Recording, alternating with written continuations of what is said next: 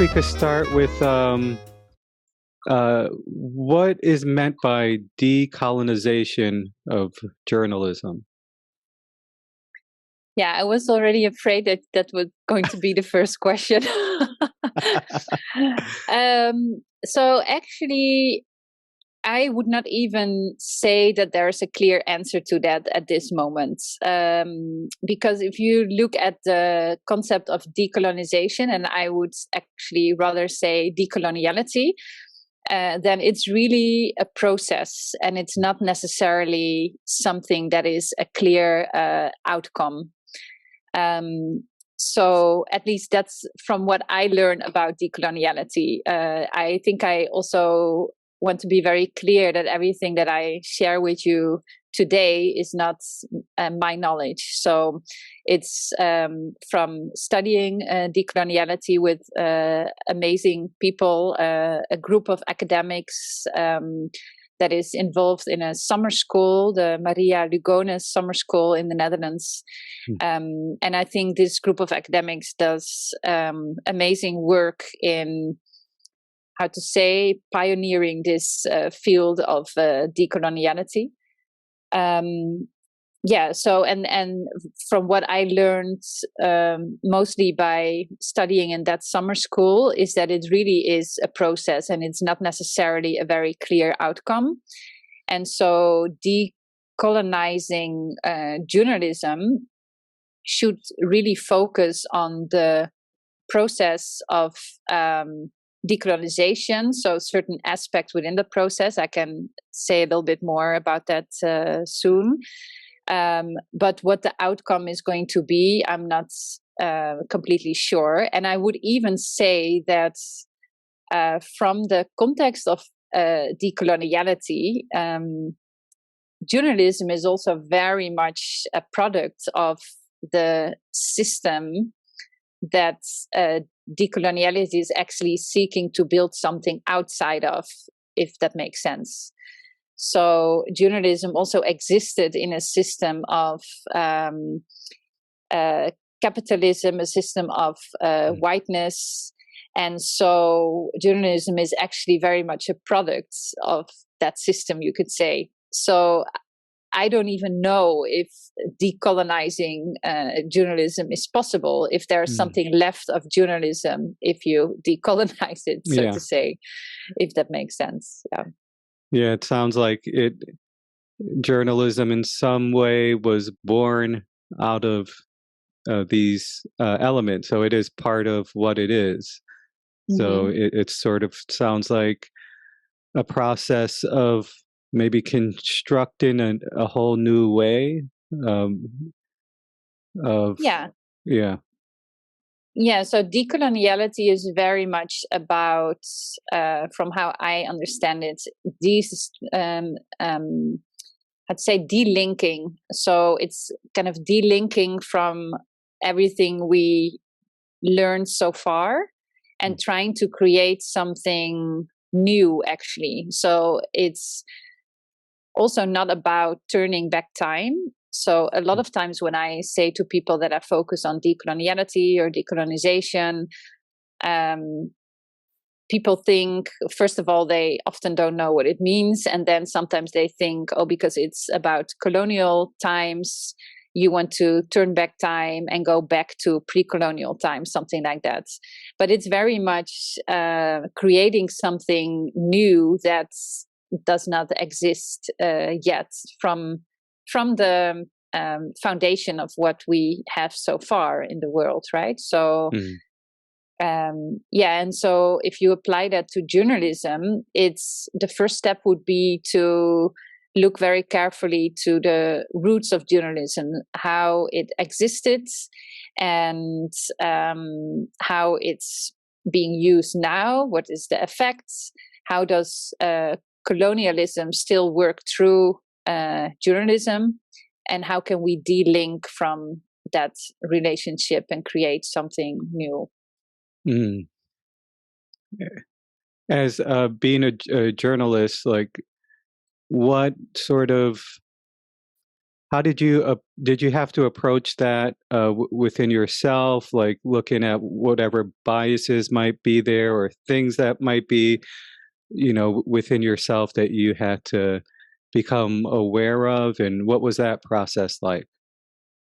Yeah, I think for me that I came to this point in life that I focus on this topic as a white woman from Europe is because I got a very personal experience by working in a very inclusive media company where most of my colleagues would be from a different cultural background than my background in the Netherlands. So it's a very multicultural company. And that definitely opened my eyes to how people from different backgrounds experience society as opposed to my experience. And it made me very much aware of my bias, my prejudices, what it means to be white, etc. So that experience actually completely changed my life.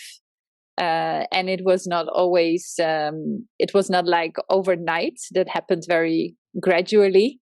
I was also very blessed, I would say, to have to be working in this company because I had a group of colleagues who was very, how to say, they were very eager to also teach me certain stuff, and I think we all taught each other stuff, so it's not just me learning a lot. I think for a lot of people who worked in this company it was very enriching for their lives.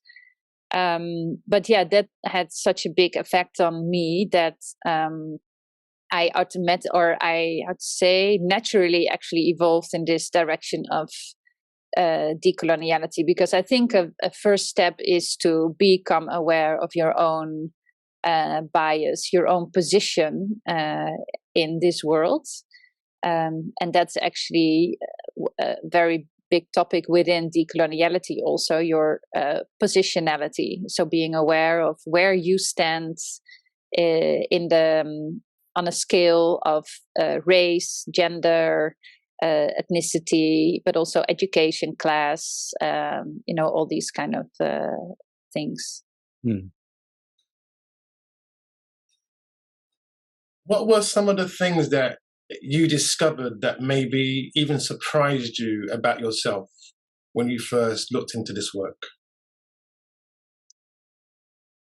Oh, good question.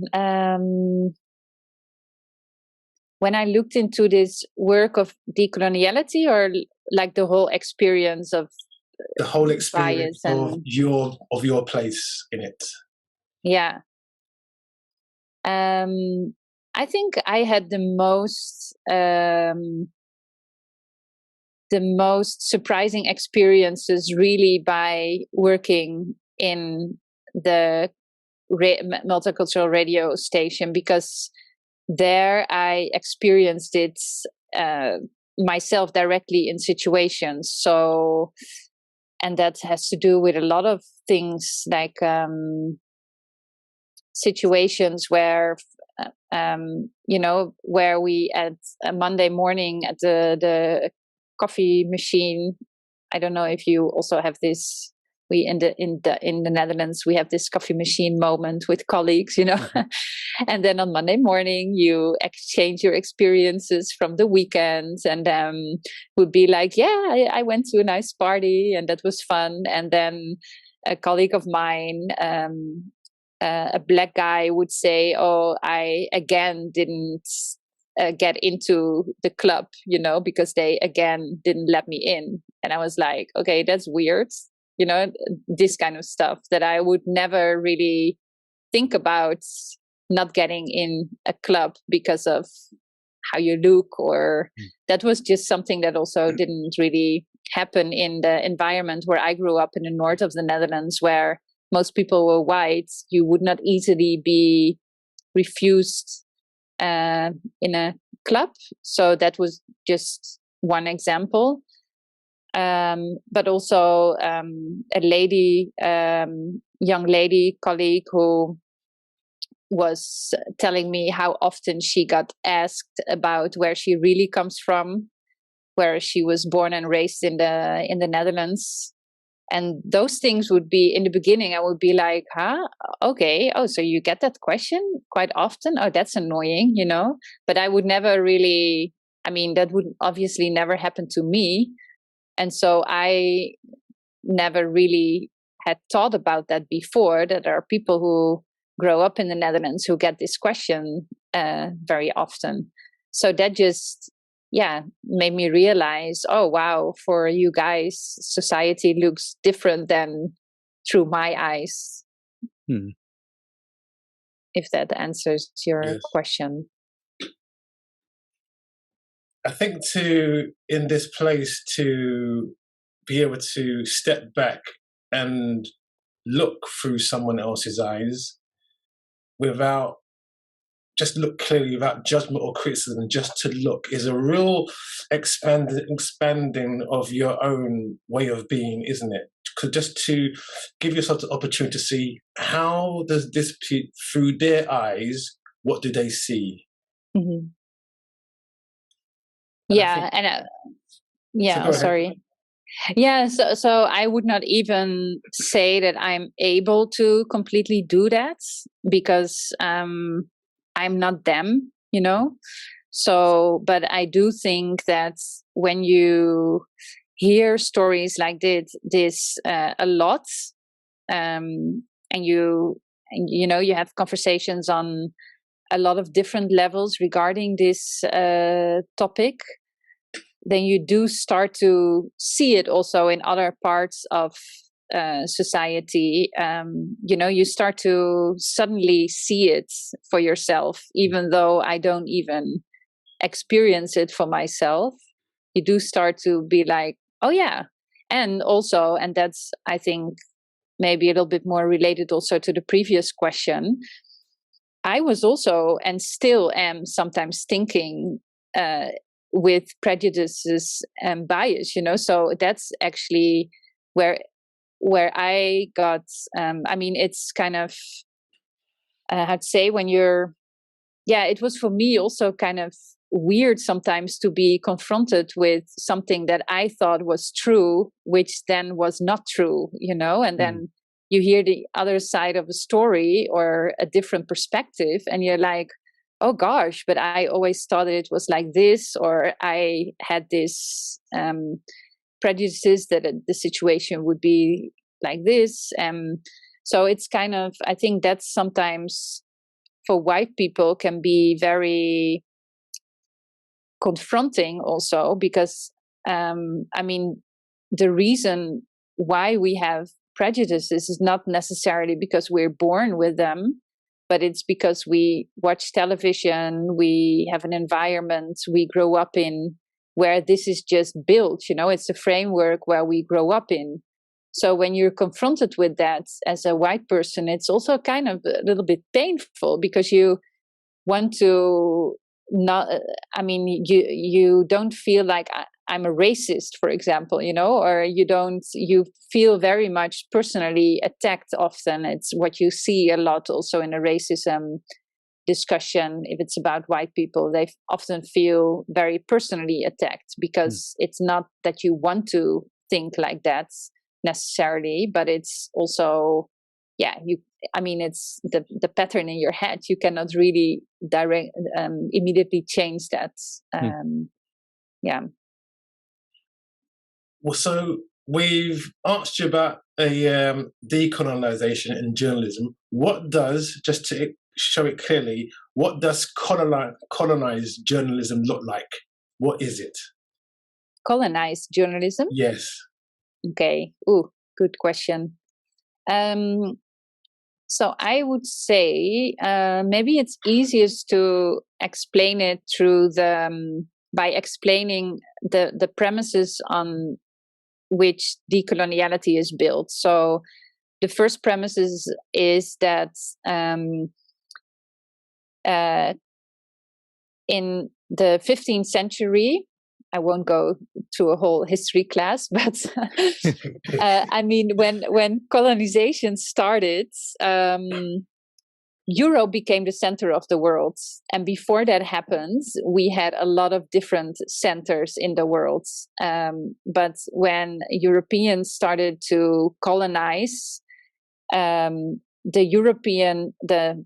small group of Christians in Europe became suddenly super influential all around the world. And that's a really big moment in colonialism, of course, because they went out to take in pieces of land that weren't theirs, killing a lot of people, but also with the Bible in the hand, trying to convert people, or not even trying, but converting people. The other side of this is actually the start of modern civilization, and so it comes with capitalism. It comes with a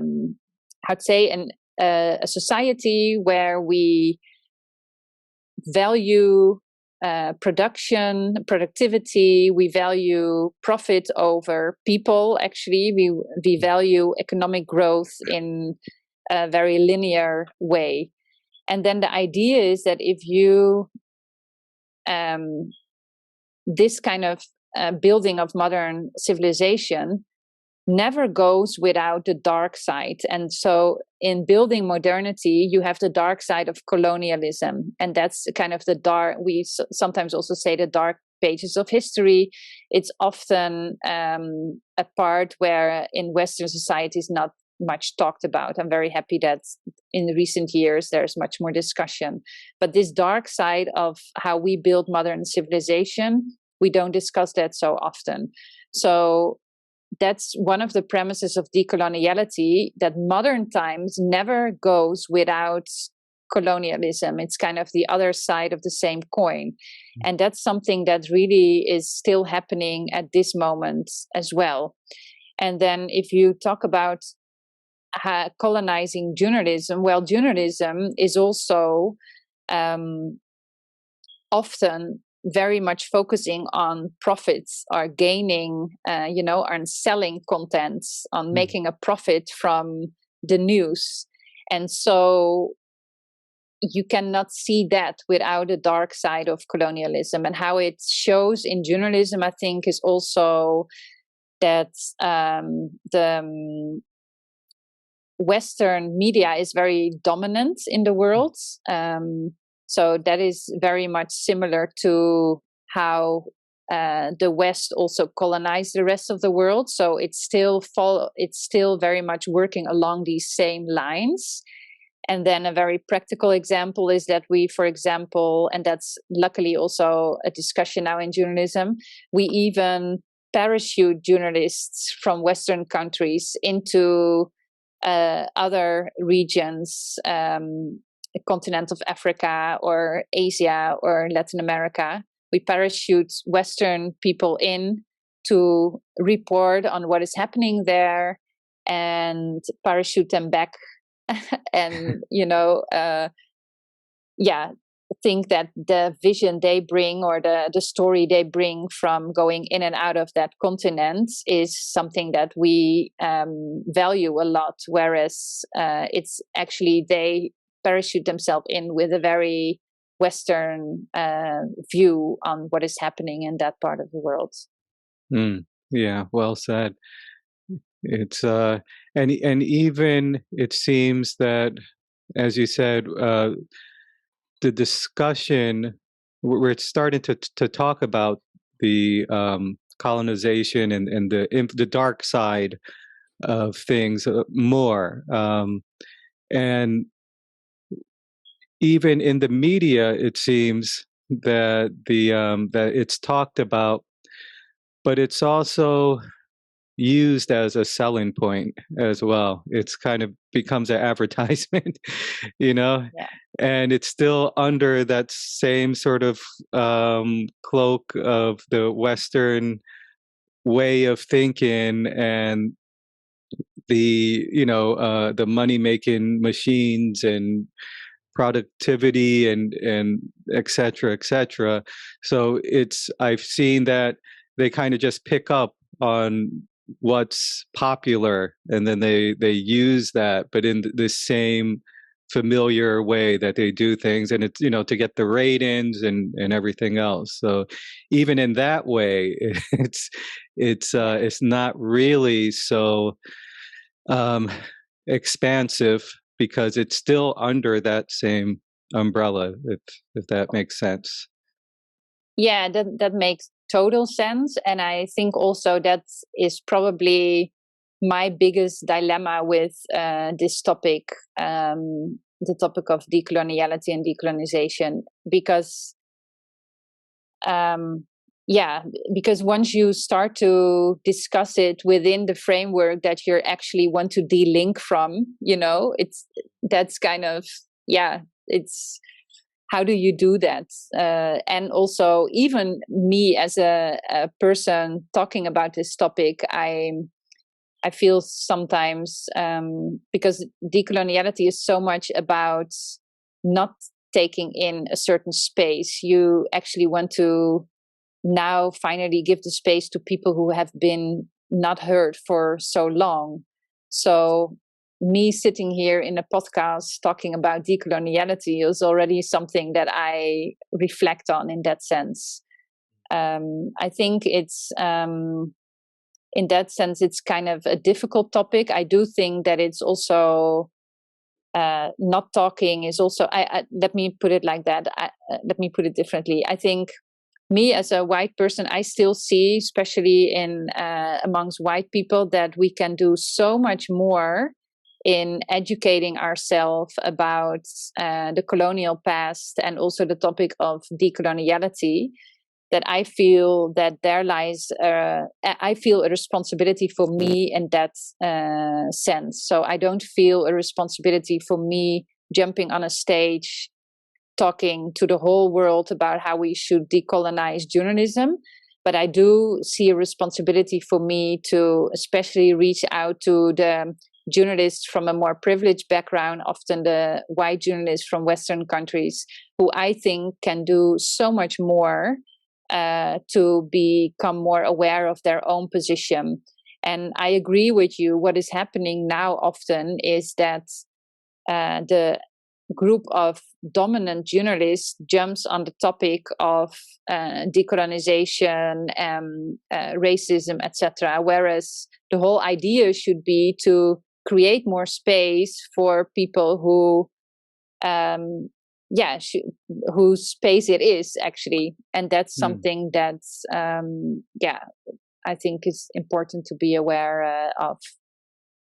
But it's sometimes hard to where to draw the line in that sense. Yeah. And I wonder how do you go about creating that space for, or what would be a way? It doesn't have to be you, but what would be a way of creating that space? Well, I think so I would not necessarily call myself a journalist, because I'm not. I work in journalism. I would say it like that. Because I don't write a lot at this moment that's also getting published. But I do work a lot with journalists. From what I see, like the process that I've been going through in recent years and understanding better my own position, my prejudices, my biases, etc., created also that I look at different sources for stories. So once you become aware more of your own position, you also become more aware of the fact that you've been reading a lot of white writers, for example. You've been reaching out to your network that's probably completely white. And so once you become more conscious of that, you can very consciously create changes in that. So I think that's what I also try to do in the work that I'm doing. I sometimes still think, almost with everything I do, I ask myself, am I taking up a space that is actually not necessarily mine, especially if it's related to this topic? But then I also, immediately think, okay, so if I am going to take up this space, what can I do to make sure that there is more focus on voices that haven't been heard so much yet? And so, for example, if I work in an international project and it's in Asia, and there are Western speakers that are invited for, I don't know, a certain event, I would then say to the organization, listen, we have a lot of good experts in Asia as well. Wouldn't you rather look at local expertise instead of flying people in from outside?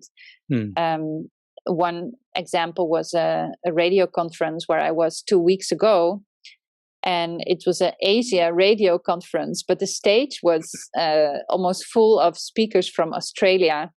And I see that actually quite often, that Australia is being very much present in Asian conferences. Whereas if I think about Asia, Australia is not necessarily the first country I think of, but they're quite dominant. And that's, I think, also something that comes from a colonial history. And you see the organization is sometimes also existing of a lot of Australians or Europeans.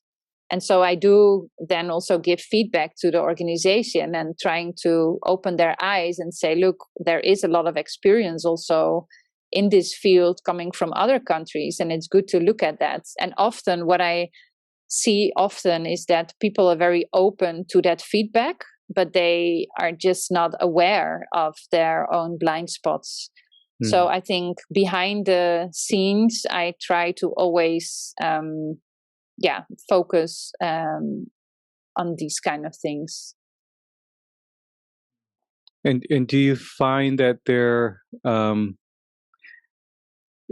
I imagine that even the people from, let's say, Asia or all around the world, sometimes they adopt this Western model of doing things.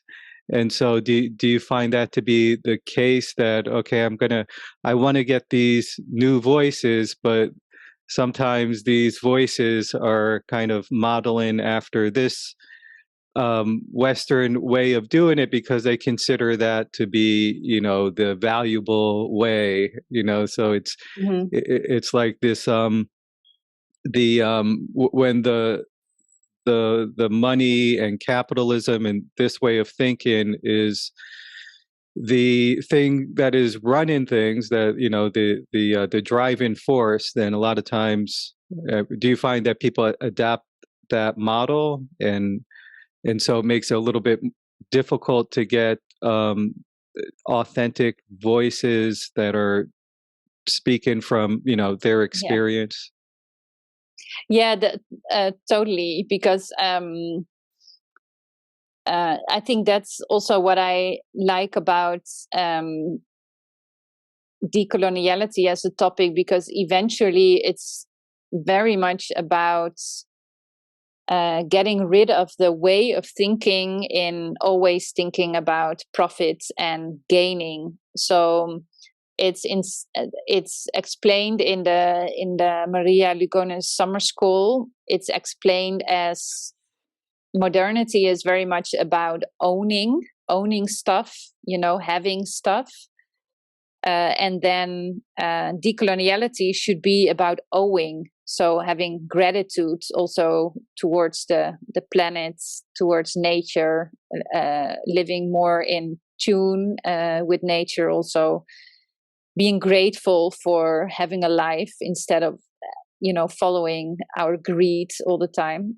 So, and that also makes it much more,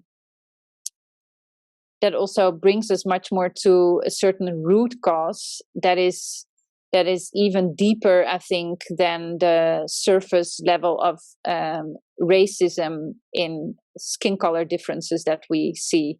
The problem is much deeper. Racism is part of it, but our way of thinking is definitely the root cause. And so, yes, it's not only people from Western society who have a colonial mindset. I think it's almost the whole world who has a colonial mindset. And that's that's really good to realize also from for other people. It's not that because you're Black that you're free of this mindset, you know. But I always try to talk from my own position. So that's why I always focus on my perspective as coming from Europe, etc. But you're totally right. So it also makes that it, for example, in a media conference, we look at innovation in a certain way. You know, we talked about smart speakers that you have in your house and can talk back to you, and so a whole. In radio, it's a huge thing because people have smart speakers now. So as a radio station, it's very interesting to jump on that innovation. But we have a lot of countries who don't even have normal access to internet yet. So they will not have a smart speaker yet, you know. I was talking to two ladies from Bhutan. Well, smart speaker is not going on in Bhutan at the moment. And it doesn't mean that it's not going on in the future, but they see innovation in a different way than innovation just based on technology. And I think what we often forget is that there is actually a lot to learn from looking at innovation, for example, in a different way. And innovation can also mean, for example, community building. That's something that Western media organizations are not very good at because we have been sending our information to people for decades. And to build a relationship with your audience is something that has become very important at this moment because it's now necessary for your business model. But it's not something that Western media companies used to focus on a lot, at least from my perspective. So instead of innovating only in technology and towards using a smart speaker, innovation can also be community building and learning from communities outside of the West who do that already in a much better way. So that's kind of, you know, delinking from a certain idea of innovation and trying to approach it in very differently. Oh, that's wonderful. Yeah, and I think it is, the Western media is not about building community. It's really about very polarizing in a lot of ways.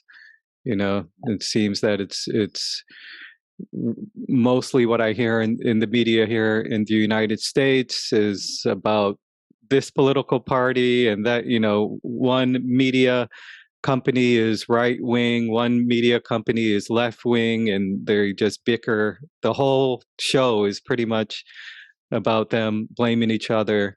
And so it doesn't seem like there's any thought of community from what I see.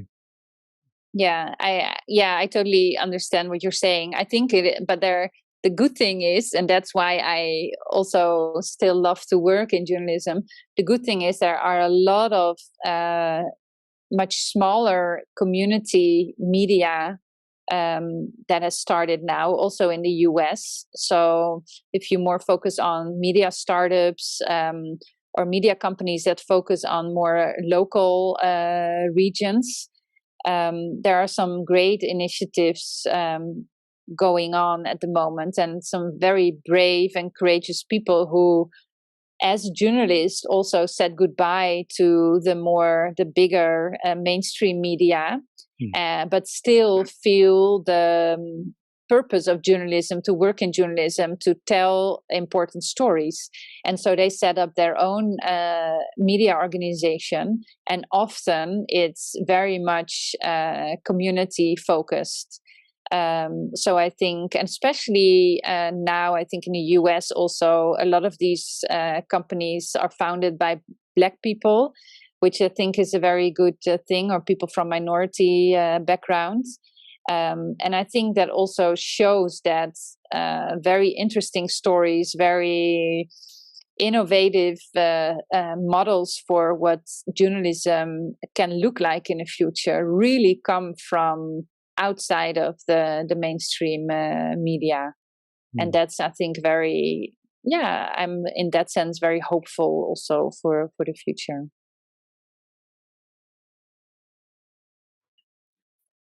I always thought that just as being a being on this planet, there are so many vast and different ways, so many incredible stories to be heard, so many different ways of being. And we've not heard or allowed, especially in the Western media, for these voices to be heard. Genius voices who are on the cutting or creating something different, who have vision and ideas and passions. It's just as a human, as beings, to not allow these voices to be heard. We're all losing something.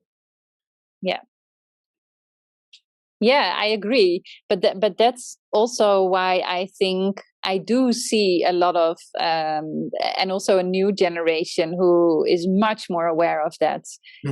There's, for example, I'm really a fan of the work of Yusuf and Sumaya Omar. So it's a couple from originally South Africa. I think they grew up in South Africa. They founded a media company, so they're married also, and they founded a media company together. It's called #OurStories, and now they changed the name a few months ago, and the name now is Seen. And so they have been, I know them for quite some years now. They have been training communities all around the world in how to use the mobile phone in telling stories. Because now with our mobile phone, everybody knows how to film themselves, right? We all see these things happening in social media. So what Yusuf and Sumaya did was go out to communities who we don't hear so much from, teach these people how to use a mobile phone in a kind of journalistic way, in a sense like how do you tell a story, and directly giving communities like this a voice. I mean, they already had a voice, of course, but amplifying their voices and also empowering them by saying, like, listen, you have like something very influential in your hands, and you're not dependent anymore of other people telling a story about you. You can tell your own story now. And I think that's also what they do with Seen. They curate actually a lot of material that has been published already by ordinary people. So their team of journalists is not necessarily having their own agenda in what stories they want to tell. They actually tap into the community and to the online world, actually looking for what is going on there, and then picking and highlighting and reaching out to people like, oh, hey, we found this. Are you interested in, making this a real story for us? And so they're very much in the process of, much more curating and much less agenda setting from their perspective. And I think initiatives are like that are very interesting. Another one is Plug TV in India. These guys are doing a great job also. They, for example, during the pandemic, they trained a lot of medical staff in using the mobile phone and tell their stories. So instead of having journalists report about the pandemic, they would have stories from inside of the hospitals told by the people who directly experience what is going on there. And I think these initiatives are very inspiring, at least. At its best, what do you think could be like a journalism, let's say decolonized journalism, at its best? What would you say the role of journalism would be, and what can it contribute to the world? Oh, wow. I don't know if that's too broad of a question, but yeah, well, I would say, yeah, when I was just a little bit distracted when you start to ask a question. I heard a question, but I was just thinking about another example, and that actually relates to the answer on this question also, which is I think he's a Kurdish writer and journalist. His name is Behruz Bukani, and he wrote a book while being in detention in Manus Island in Australia, where he stayed for several years as a refugee. And he wrote his book through WhatsApp because that was the only access he had. Yeah. wow. So it's called No Friends But the Mountains. No Friend But the Mountains, if I'm correct. Behruz Bukani. And I saw once an interview with him, and what I really liked in what he said in that interview was he was working as a journalist, but he felt that this story could not be told in the structure of journalism, or like he wanted to contribute with this story, but he felt like the structure of how journalism is structured in nowadays society wasn't helping his story. So the book he wrote, it's nonfiction, but he also combines fiction elements. So that's confusing, of course. So is it nonfiction or fiction? But he plays with that because, and I think that's a very decolonial way of approaching journalism. I think this should be called probably fiction. I think he also calls it fiction himself. But I mean, the story is very much his experience of being a refugee, being in detention for such a long time. But he uses elements of poetry, and it's just a beautiful book. And I think journalism is, first of all, storytelling. And of course, there's also a very important element of holding power to account. I think we should not underestimate that. So I hope that journalism still will contribute to that in the future as well, because it should keep us sharp in the democratic process in our society. But when it's alienating from the audience, then this goal will also not be accomplished. So I think storytelling, where you really make a connection with your audience, is really the foundation of what journalism also is. Building a trustworthy relationship with the people you write for. And only then you can do your task as watchdog very well as well. You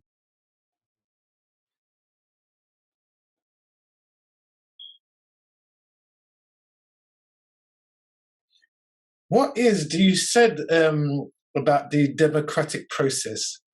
In the reality, do we have an actual democratic process?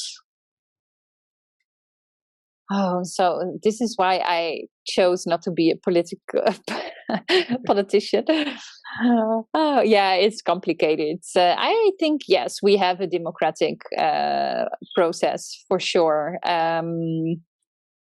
I'm actually still someone who really believes also in that this can function. But I also see that a lot of people lose their trust in politics, and I completely get that as well. So, I mean, I think in that sense, we live in very complicated times. But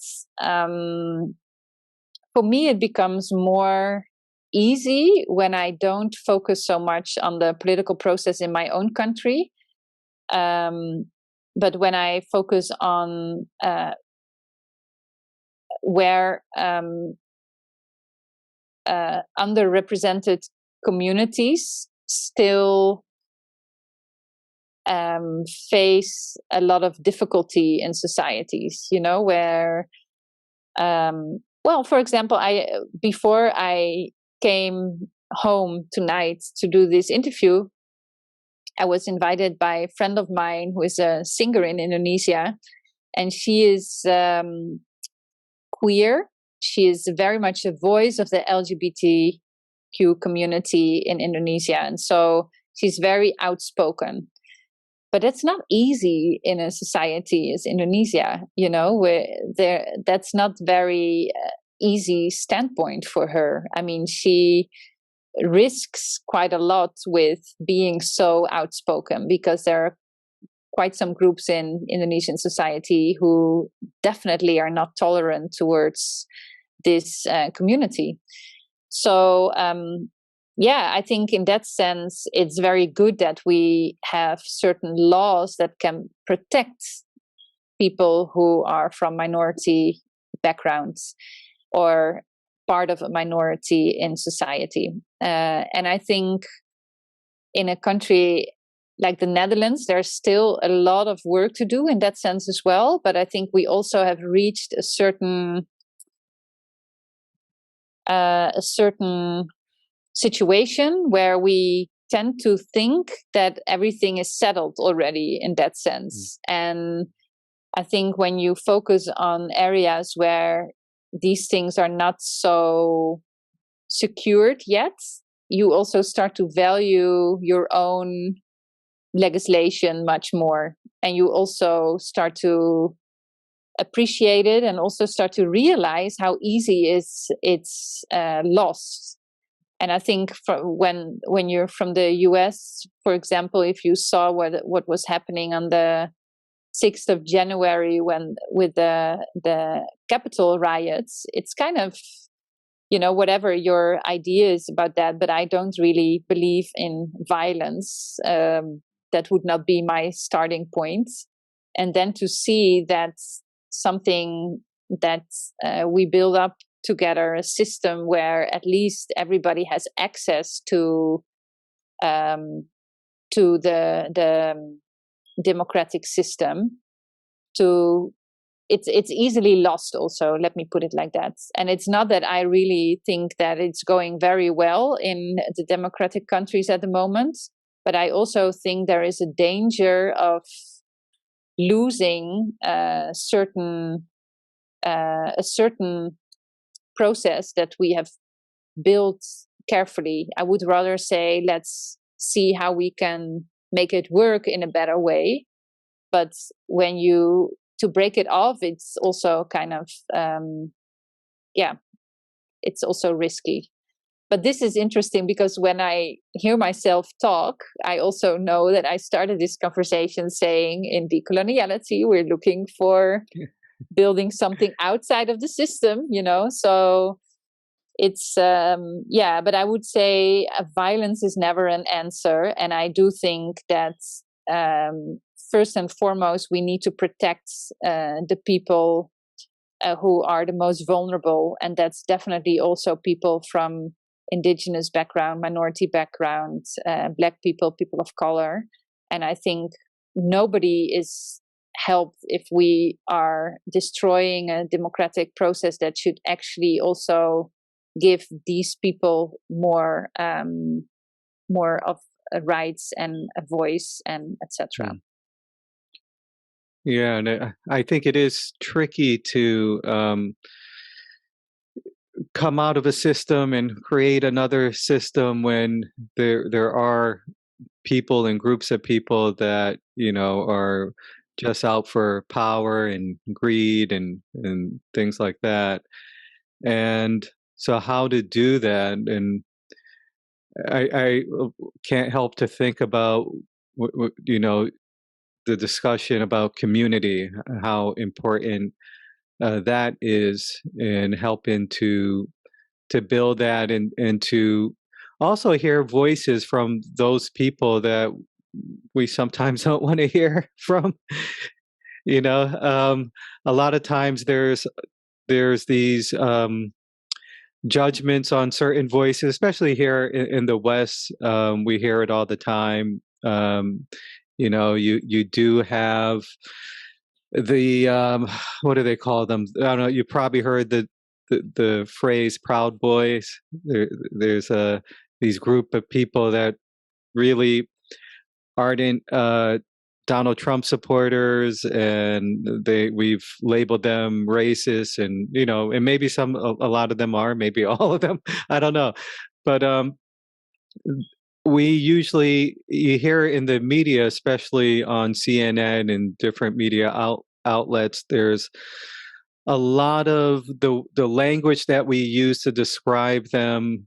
There's a lot of judgment, a lot of calling them even stupid and things like that, and so I think it's important and I'd like to hear your opinion on this, is to hear all the voices, even those voices that we don't agree what their beliefs are, but how are we going to ever come together?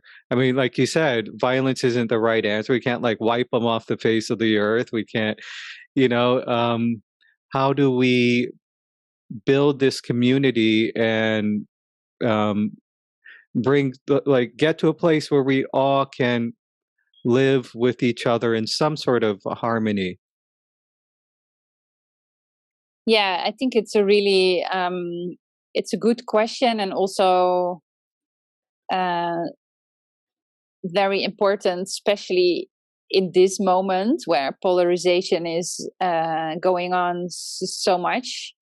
And I even within journalism, I talk to journalists who just find it really hard also to have a conversation with people who are more extreme in their thinking, because they just don't know how to approach these completely different opinions.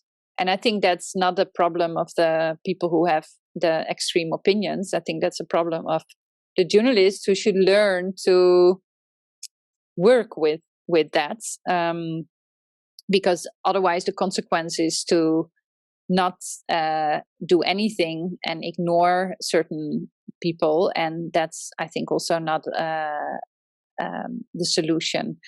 It's, like you say, maybe you don't always agree with people, but you can't wipe them off the earth. So we need to keep talking with each other. I do think, but that's both on the right and the left side of the spectrum. If people focus on excluding certain groups of people in the way they're communicating, then it's also fair to say, okay, we're not putting you on the stage tonight because you also advocate for excluding groups in society that should also be in. So I think that's where extremism should be ignored, maybe, or not giving the mic, so to say. But yeah, it's also sometimes a gray area, and I also definitely believe that we should keep in touch with each other and in discussion with each other. And this is also relating to what media organizations can do. Is it's easy to be judgmental about certain groups in society, but it's much harder to reach out and not just for one day, but invest your time and really try to understand a certain community and understand the way of thinking, and then decide what to do with that, and then there might be extremists and people who you cannot really deal with, but it also probably gives a lot of nuance to stories, and I think that's very important. Yeah. If that's answering your question. I mean, it's not easy, but yeah, it's most of the time it's a long-term process, and in journalism we tend to very much focus on short-term things. So it's a 24/7 news cycle. Today this is hot topic, tomorrow that's hot topic. But from working in journalism for quite a while now, I don't always hear interesting long-term approaches to changing something in the industry, because most of the time the headspace is not there. And that's also a huge blind spot. I think it's definitely a management thing in journalism also, that to create a certain strategy, not just like what do you want to do next week or next month, but also where do you want to be as a media organization in 5 or 10 years. If you want to reach out to a more diverse audience, for example, well, it's not going to happen if you continue focusing on day-to-day news. You need to build a certain relationship, you need to build something different within your organization to create that. And that's long-term thinking, and that's not always easy, not only for journalism. I think a lot of what we do in society has to do with short-term win instead of longer-term gain. So, yeah, that certainly seems to be the case. Even with like some of the major news stations like CNN, I keep using them, but they'll have these. You watch a lot of CNN. They'll have these panel discussions and attempt to have different perspectives, but it's so quick, and there's like these sound bites, and it's very apparent that the CNN has a agenda. So they have like the goal. They want to convert someone's way of thinking, like right away. They want to challenge it right away. There's no room for discussion. And then you have the editing and everything else. And yeah, like you said, there is not this time spent on building the community, and it's because they're competing with other news station has this other models, and they need to make money. Exactly. It's a business. Yeah. And that's sometimes also good to understand. Same for the big tech companies, the Facebooks, the Googles of this world. They're not here to make our lives better. They're here to make money. That's why they are. That's why they exist. And I think that's also good for us to realize as consumers of the content. And also, I think, I work in journalism, but I often advise people to watch less news because it's not necessarily making your life better.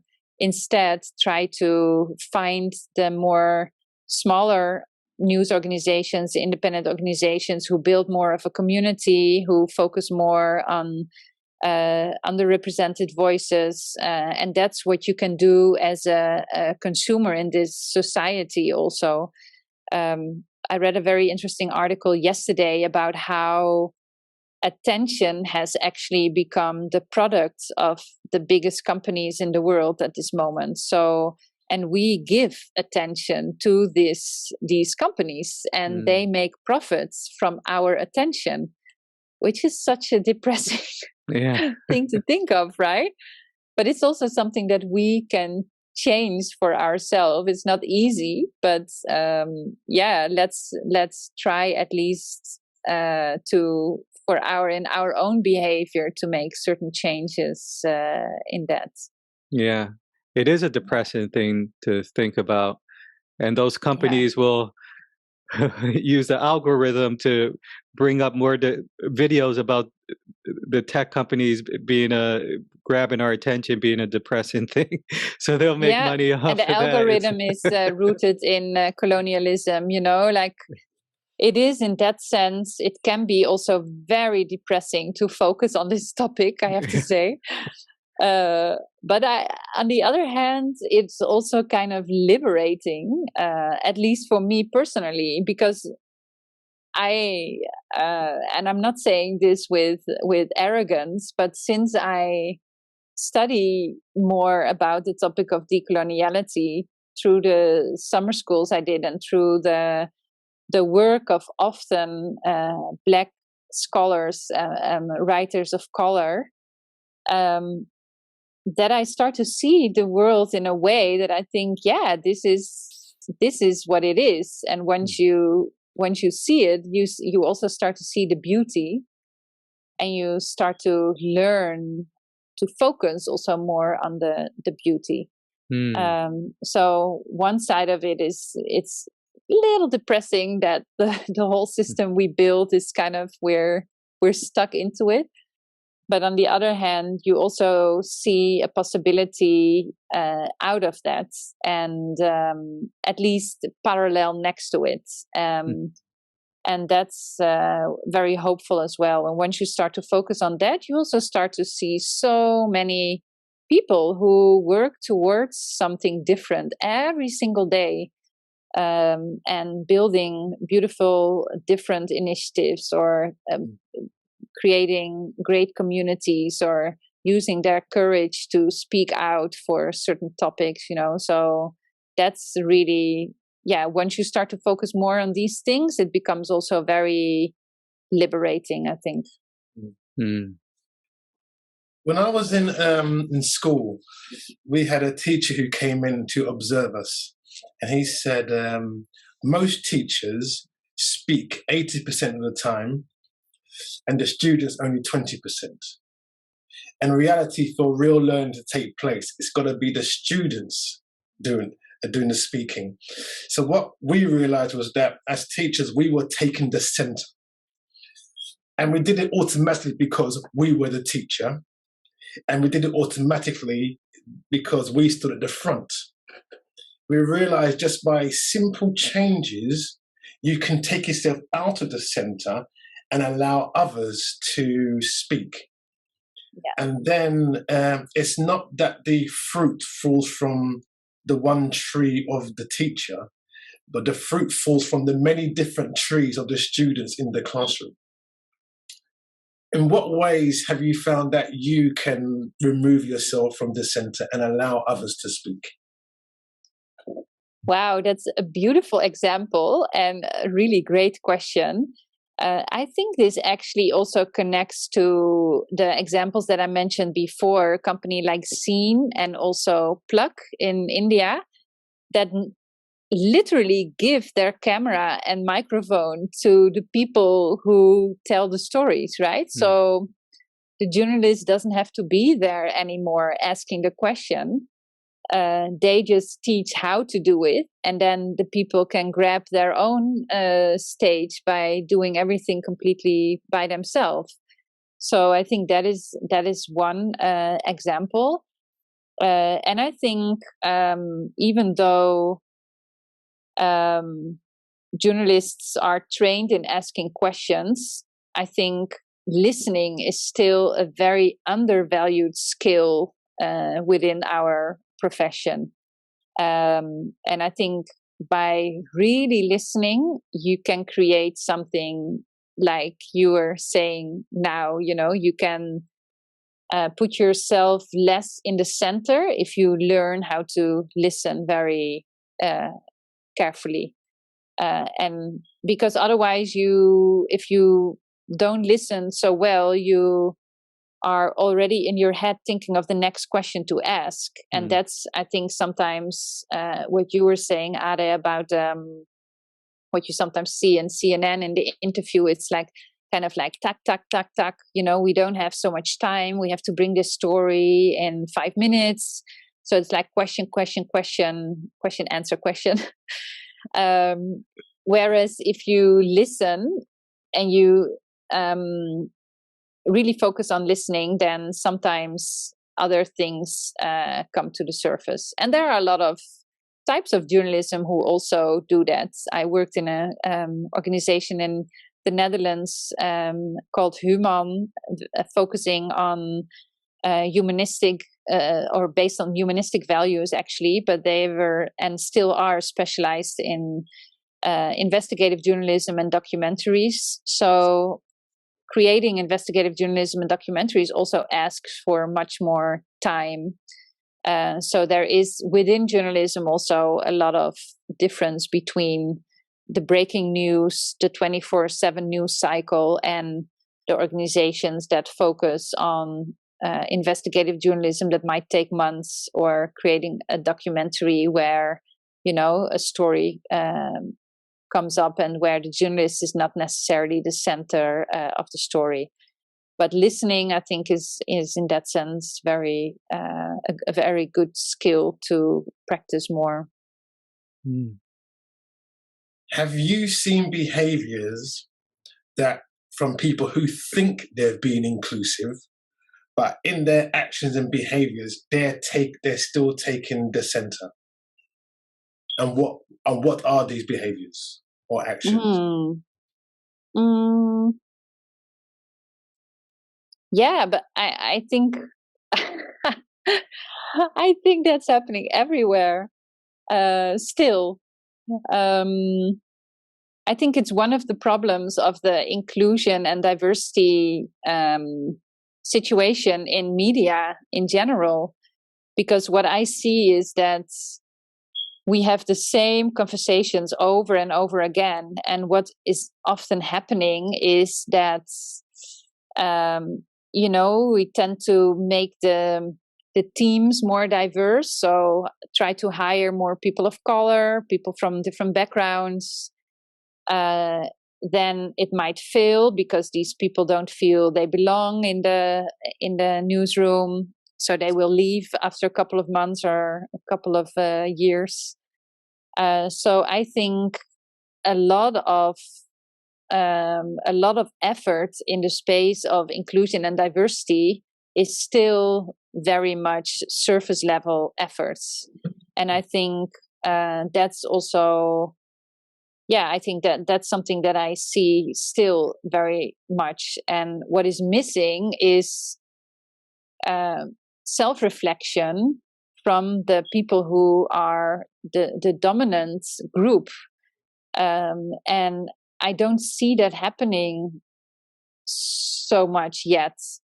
And that's also something that I'm very, I'd say that I was saying earlier in this interview, I actually want to focus on that group with the work I'm doing. But here I am talking in a podcast to two people of color, right? And when I'm doing a summer school about decoloniality, I'm often one of the only white people there.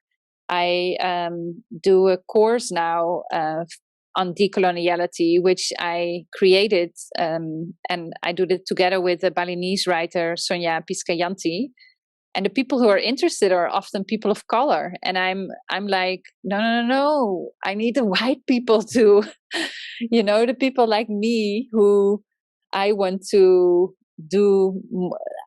them to do more work of self-reflection. And I think that's something that I struggle with at this moment a little bit. Like, how do I get people like me to dive into this topic more? What is needed for that, And that's really, if they don't jump on this wagon, change will not come. So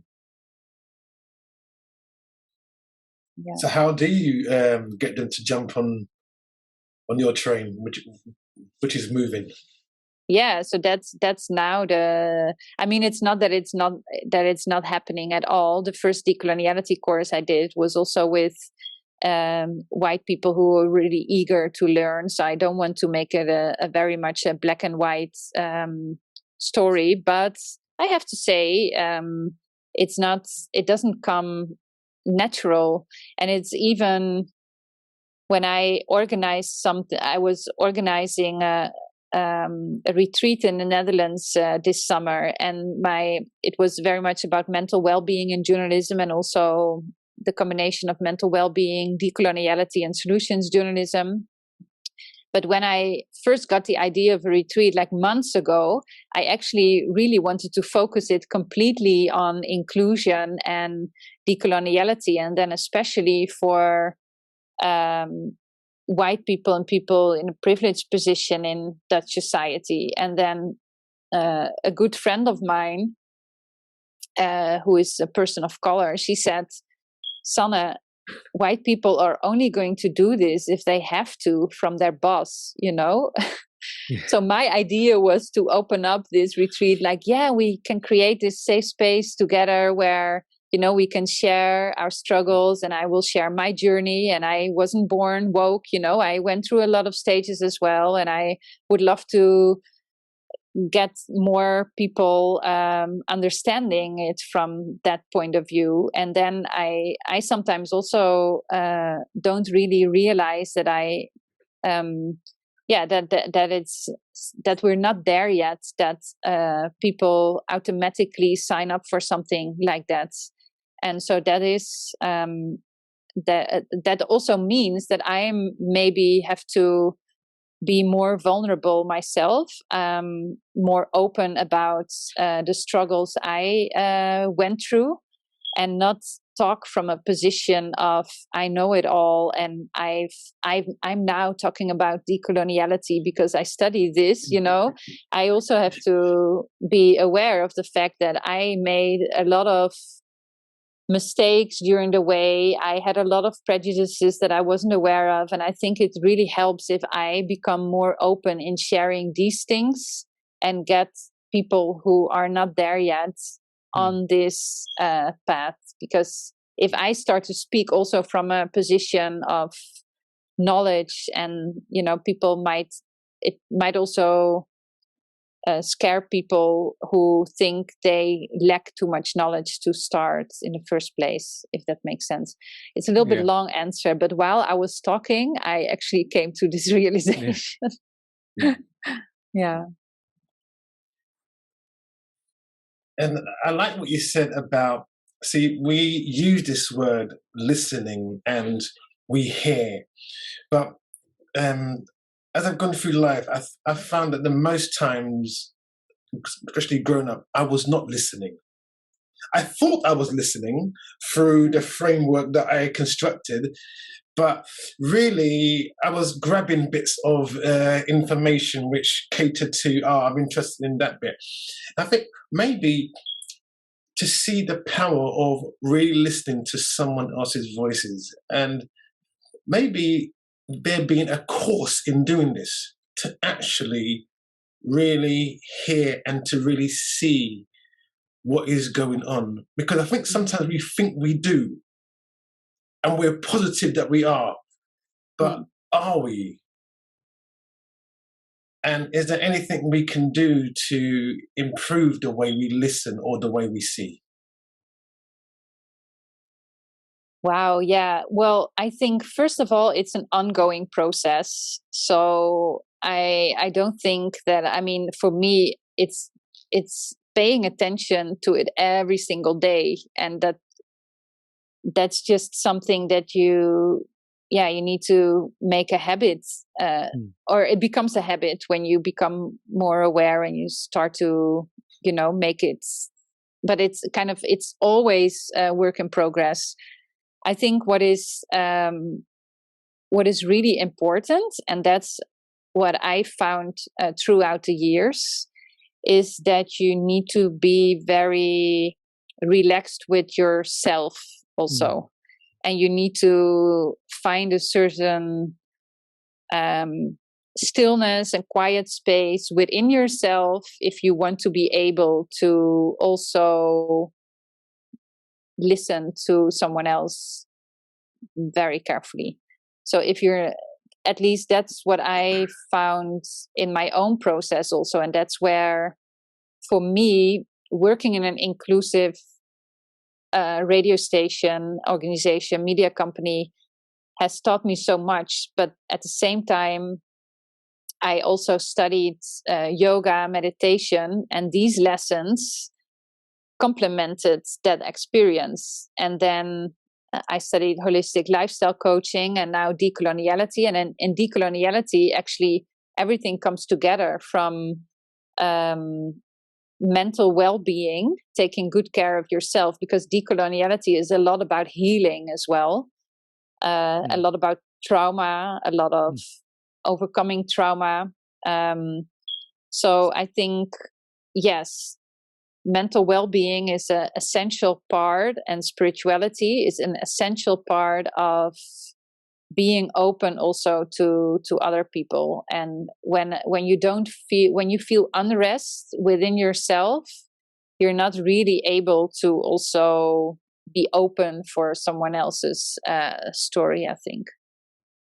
Yeah, that's a wonderful answer. It's funny because when you started that answer, I was thinking about trauma, and then you went right into the trauma, which is I think a big part of it. And I think probably most people in the world are suffering from some type of trauma, just the way that the world is, and so we are in this state of this reactionary state and distracting ourselves and not conscious of it, but not being comfortable or being with ourselves, not being aware of what's going on within ourselves. So how can we have that space to even at the supermarket, when I bring in the groceries to the cashier, and I can tell there's a difference between my reactionary "Hi, how are you?" and just packing up my bags to my take a breath, eye contact, have some space there, and "How are you?" and have that moment there. There's that subtle difference, but it's a world of difference. It's the opening the door, within myself and feeling what's here. And maybe that should be a sort of prerequisite to journalism. Something. I mean, is that taught in schools, or is that something that no? No, I mean, it's kind of yeah. I like your example also, because I also, I'm sometimes really annoyed in certain situations as well. But I think when you become more aware of it, you also start to see that it's often something that is triggered within yourself. It's not so much the other person annoying you, it's most of the time you annoying yourself. So that's where the laugh comes from.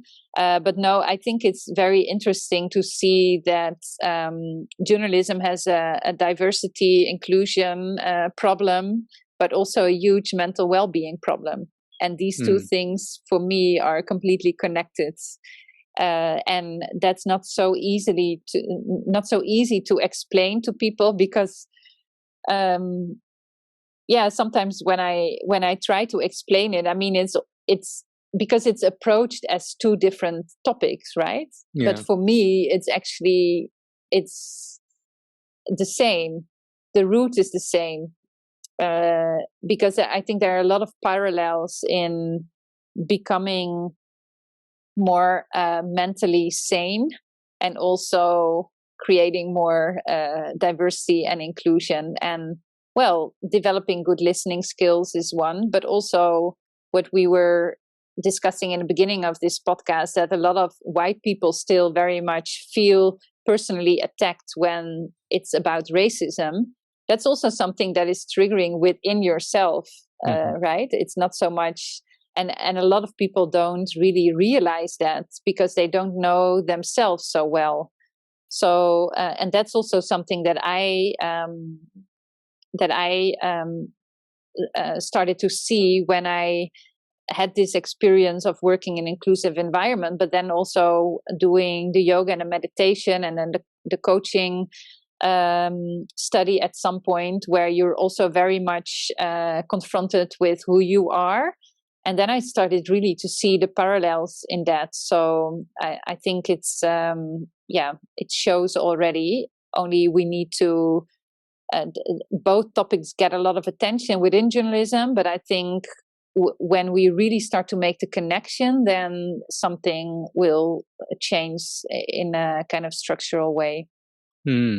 Yeah, I think you're touching on a very interesting point there, because it seems like one of the deeper issues that are going on, like you called it, the root is, yeah, this place of trauma, and which I think has kind of is global at this point, and we're all suffering with this in some way. I don't know if you're familiar with the work of Gabor Mate. He talks a lot about this. A little bit, yeah, not too much, but I know who he is. Yeah, I know he talks a lot about this topic. So yeah, and one of the things he was saying is that we put our faith in these institutions that are the people in the institutions are have unresolved trauma,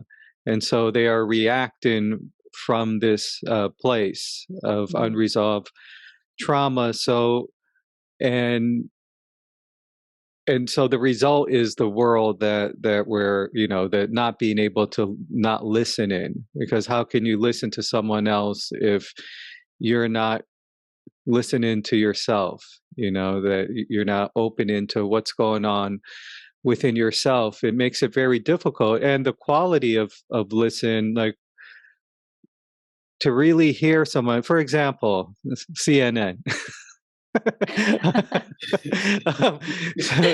You should really watch less CNN.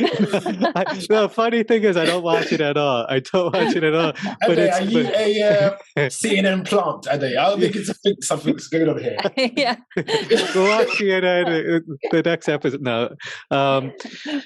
So there's this, and I'm sorry to bring this up because it's a horrible story. There's this, one of the many school shootings that there were, and this is just an example of the listening.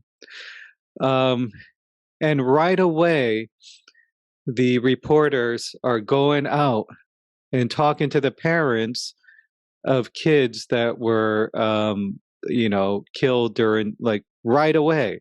Your daughter was in this school. Like, the parent was in obvious shock and trying to process all of this. And this news person is trying to get the story. And I don't blame the news person necessarily, because they're working under, this structure, this way of that, how they were taught was the right way of doing it, and they put on the news person voice, and, they get into the act. And I'm sure there is some concern there, and and I hope some empathy, but on some level. But then on some level there is not, because it seems like the empathy would be to not put a bunch of cameras in someone who just had a huge trauma take place in their life. They're all shooken up.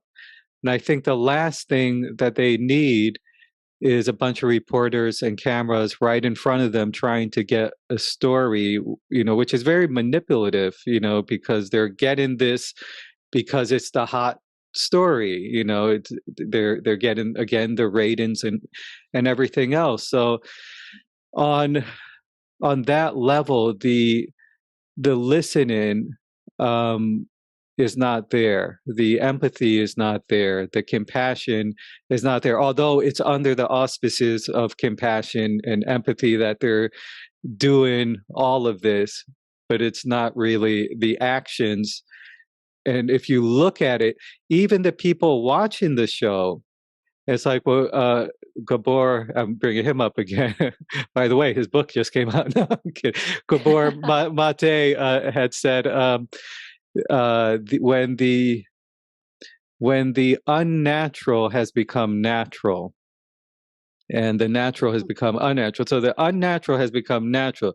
So this is not the natural way of doing things, but if you're watching a news show, you think it's the most natural way, and you don't see beyond the lights and cameras and the sad, seemingly caring reporter. You don't see that, wait a minute, there's someone who's just had a huge loss. There's cameras in this person's face. they're like asking them all these questions where this person really needs space, and time to process and to heal. Yeah, very true. And I don't even have actually something to add to that, besides the fact that we created this system together, I think, in our society, and with also, I think, the result that now when certain terrible things happen, people stand and get their mobile phone out of the pockets, and instead of doing something to make the situation less worse, or to make the situation better, they just start to film it, So I think, and that's, it's interesting what you were saying about unnatural, because it has become our natural way of reacting. Although I do think that when you start to put more attention to, for example, meditation, or trying to live more from your intuition and connect with the more natural ways of doing, and I would say for me that would be more like the law of nature. I can explain that a little bit more, but if you start focusing more on that, then you also keep seeing that this is a more unnatural way of doing. But I mean, it's kind of hard because it's everywhere. This is just what it has become, and I find it sometimes hard also that I'm not seeing this change in a very near future, actually. This mechanism of what you're describing at the moment. How has being in Bali and influenced your life and the way that you approach journalism and just life in general? I met Raan in Bali. Ah. That's one of the things. No, well, I actually I never really consciously chose to stay in Bali for a very long time. I came here just before the pandemic happened. I already visited a few times before that, but when the pandemic happened, I stayed for a longer time. How it changed one of the things that one of the first times that I came to Bali years ago, I saw how the island has also become very westernized in some areas. So, for example, the south of Bali, the Canggu is a very popular place. When you go to a coffee shop in Canggu or a lunch place, it can just as well be a hipster neighborhood in Amsterdam. It's the same kind of, or London, it's the same kind of shop. So it doesn't have so much to do with the Balinese culture. So that was one of the things that it broadened a little bit my view from having the realization in the Netherlands that society can be different through different lenses, can be seen different and experienced different by different people. And so, in Bali, you also see that, you can experience Bali in a very Western way within your own bubble, but there's also a different life from the people who are born and raised here. And I have a little bit a love and hate relationship with Bali, but it's also interesting that I'm also the kind of person who can be very judgmental within my head about all the stupid tourists coming here and, the Western people taking over the island. And then in the meantime, I'm also drinking the cappuccinos. And when I'm driving on my scooter, I'm sure that people will think that I'm completely the same as the people who I judge, because I'm also just a white person with blonde hair and coming from Europe. So it also has, I'd say it also confronted me also with my own position, that even though I might be more aware of certain topics, I'm still also just the foreigner going to a different country, in the same way as other people are doing it. And I think you can do that in a more you can do it in a way that you really don't respect the local culture, and you shout at a staff in cafe. And that happens quite regularly when I'm sitting in a cafe, that a foreigner is really going wild to the staff in a very derogatory way. I had many situations in Bali like that already.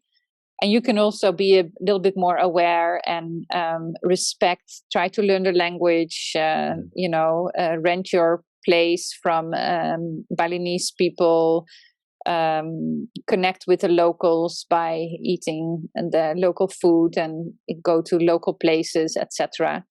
So there are multiple ways in doing that, but I also am still just a foreigner staying in this part, and that's also good to be aware of. And one of the things that I'm hearing in everything that you've talked about is the power that you've cultivated in terms of your self-awareness. And I think that's a really key point. It's not that you don't have any of these judgments, or you don't have these things going on, within yourself. I think we all do, but being aware of it, I think, is the key. And by the way, I would have probably been at the hipster cafe because I love coffee and I love cappuccinos, as Ron knows. Yeah. I do think, though, just to answer or to add to that, I personally don't think that awareness is enough. So I do think that we do also need to take action, and I think action is what should be really the goal, because you can be very aware and then still not really change your behavior, or not really try to create something different. And I do think that taking action in a certain direction is very, very necessary as well. Yeah. Because I think sometimes, and I've seen it, and in myself as well, you can get egoic. Oh yes, I'm aware of all these things. Yes, I can. Yeah. Oh yeah. But I think it's sometimes that comes with a lot of self gratification, that you can see yourself above it all, because I can see the traumas inside of me, and I can see my unconscious beliefs. But I think the action from it is what builds a tree that creates the fruit. And then if it's really, that awareness is really in, then it will instill that action. So maybe sometimes there's a feeling that there's an awareness, but there's still maybe layers to go beneath that which haven't been uncovered. And that the real total awareness is you start acting in the way that your seeing now comes from. And that is but that's also really it's and it's hard, and that's often also where it becomes uncomfortable, because awareness you can get also from, I think most of the real awareness you will get also through experience, because I really believe that a bodily experience is something that you need for actual real change. But you can learn a lot through reading books also, but the action is sometimes where it really becomes more like oh shit, I really have to do this now if I want to live according to what I'm saying, you know. Mm-hmm. And a really stupid example, but I bought a new phone, and I needed a new phone because the battery of my old phone was dying every 5 minutes. And then I saw this really cool purple iPhone that I really thought was great, you know. But then I was thinking, okay, so decoloniality, right? Taking care of the planet, buying a new iPhone? I don't think so.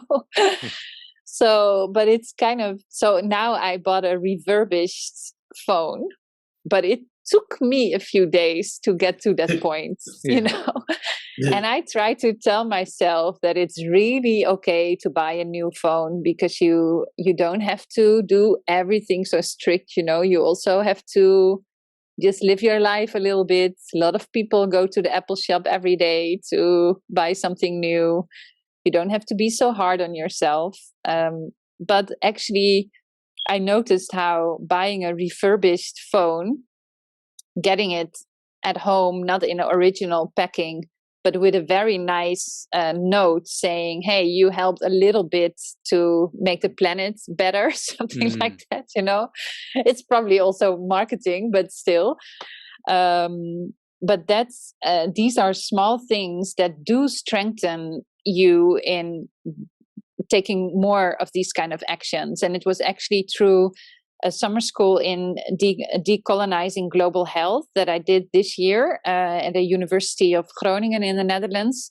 And we talked about this topic also, about how can you live an ethical life yourself. And then one of the professors was saying that she noticed that if you do small things, she was, for example, her children were banning plastic bags from her household. And she said in the beginning it was so annoying because she didn't have, you know, the plastic bags that she used very often, they weren't there anymore. But she said at some point it becomes a habit.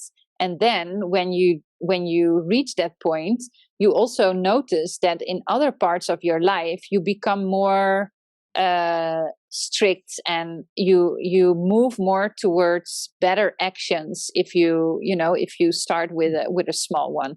And I think that was to me very inspiring that she shared that, because that's actually what I kept in mind when I was buying this phone.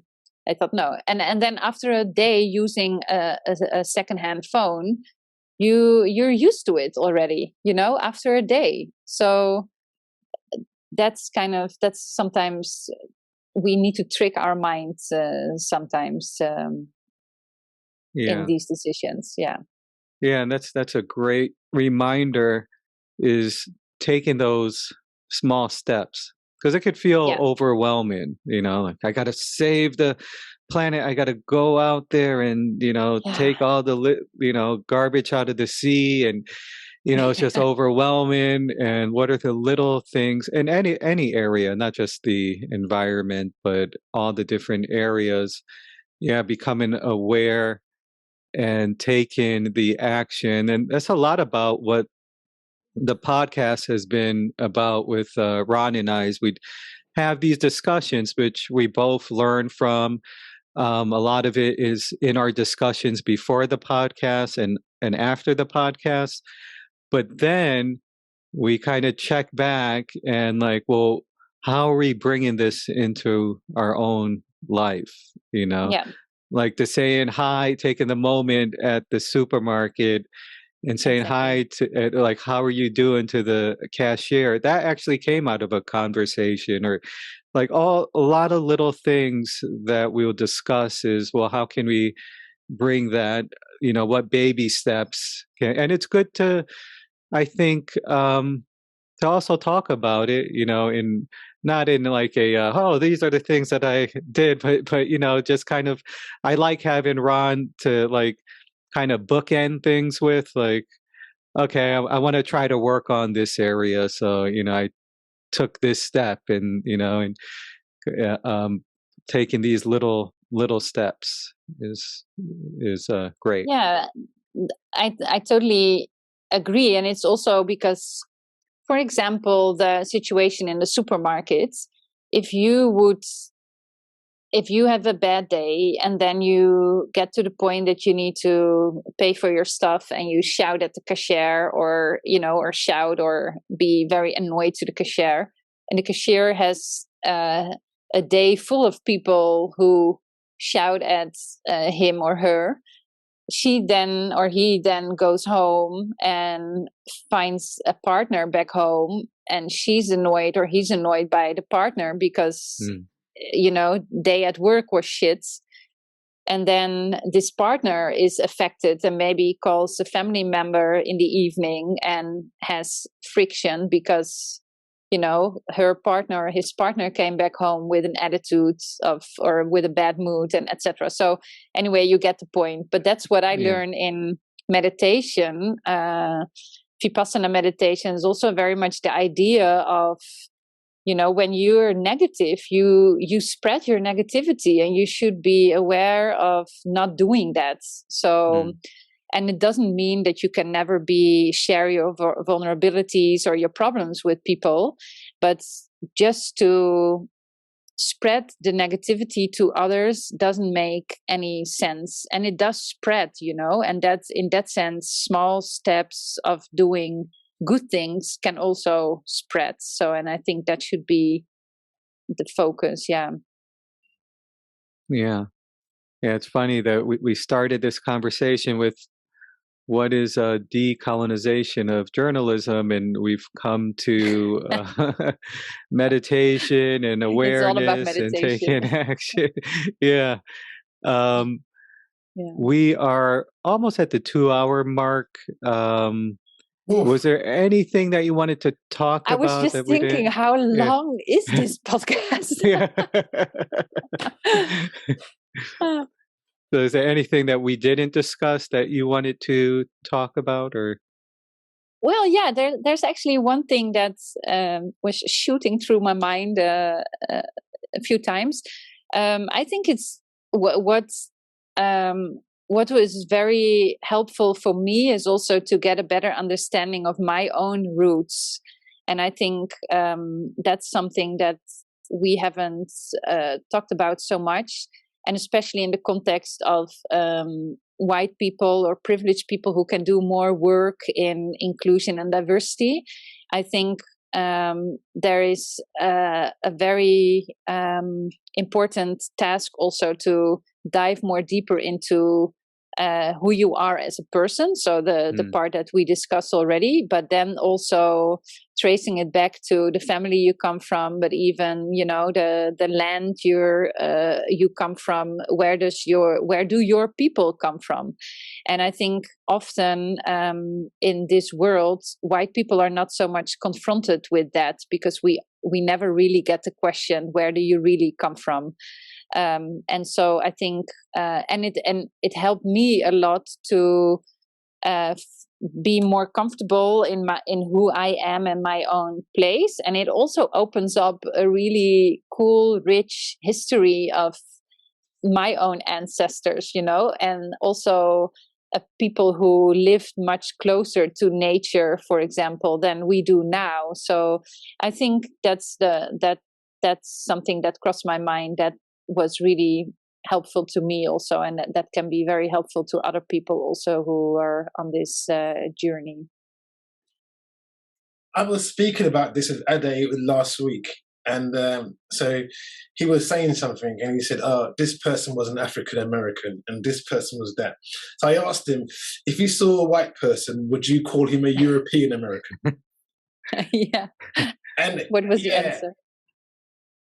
What do you say? No, I don't think he said no, Ade. No. So, and really, the only what we call now the land of America, are the First Nations, the indigenous, they're Americans, if we're going to use this premise. But we give names to all these other people, African and Black, but the white Europe, we never ask, we never say European American. They're just American. Yeah. So, and that's, I think, also for white people not really helpful, because what we do is we now, we doing yoga and we steal the Indian culture.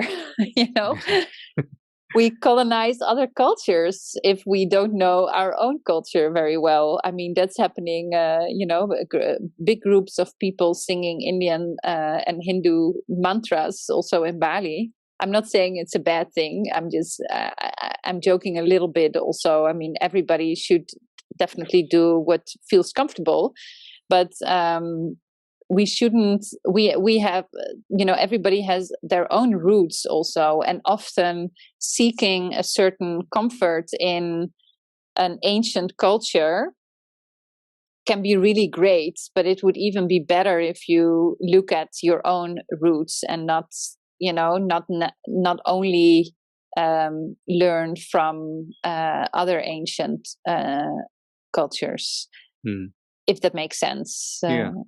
Yeah. I think it is very important to become aware of the roots and look at. Also, you get an idea of when you look into your ancestry. Like when I look at maybe my family lineage, and I can have a better idea of why I am the way that I am, and not look at it in a pejorative way, which I would sometimes do. Look at it at, oh, okay, well, that makes sense because of, my ancestors went through this, or, like this happened. There's trauma from my dad's side, from slavery and things of that nature, like direct connections. And so I can kind of look at what has been passed down, and rather than be accountable for my actions and everything else, but also say, okay, well, this is probably where this behavior came from. So now we see it. I don't have to close the door in it or be guilt-ridden or shameful of it. Like, I could just look at it and say, okay, that's part of my story, and there's some, I think, freedom in looking at that in a non-pejorative way is, I find, very helpful. Yeah, I totally agree. And I think it's also, to add to that, you start to also see your story more in a communal way, right? And not in a one individual doing something wrong. And I think that's also where there is a chance for us all to have the conversation. Instead of pointing out to people as individuals, it's much better to look at it in a bigger context, because we're all products of the system we also created by ourselves as human beings. So it doesn't make any sense to judge each other as individuals. It's much better to take a step back and look at the bigger context going on, and the lineage, where you're from, and etc. So beautifully said, I think, what you were saying. Then I've got one last question. It is to anybody out there, young, 5 years of age, older, 50s, 60s, doesn't matter, whatever, have a dream, have a story they would like to tell, but at the moment they're a bit stuck. What would you say? Oh, what a good question.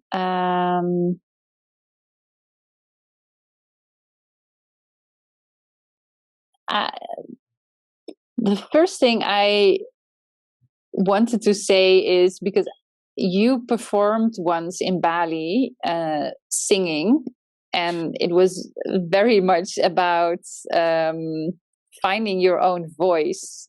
And I was really inspired by that.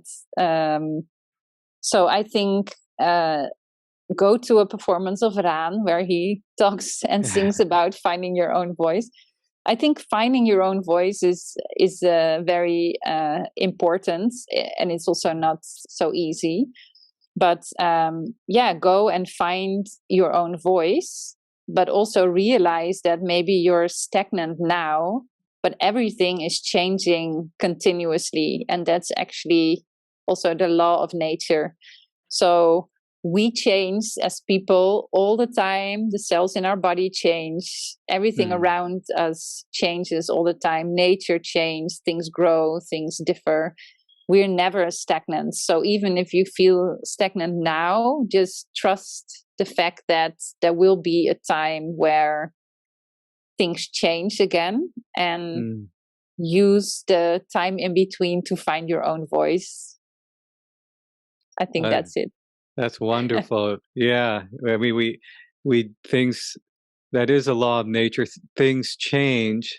I think what we tend to do is try to put things back into the comfortable, familiar ways, this, and we end up putting ourselves limited and putting ourselves in this sort of bondage a lot of times, rather than going with the flow of the change and noticing the opportunities that are there and the shifts that naturally happen.